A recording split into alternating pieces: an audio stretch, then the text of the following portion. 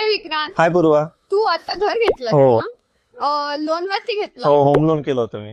किती टक्क्यांनी केलं? 9%. ओ बापरे, मी 1% लोन केलं. 1% ते कसं?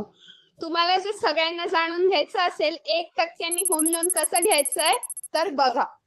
तुम्ही जर नवीन घर लोनवर घेण्याचा प्लॅन करत असाल तर हा रील शेवटपर्यंत बघा, कारण मी तुम्हाला एक अशी आयडिया देणार आहे ज्याच्यामुळे तुमचं होम लोनचं व्याज डायरेक्ट 1%वर येणार आहे. तुमचं लोन 25 लाख असो, 50 लाख असो, नाही तर करोडोंमध्ये असो, प्रत्येक लोनला व्याज आपण 1%वर आणू शकतो.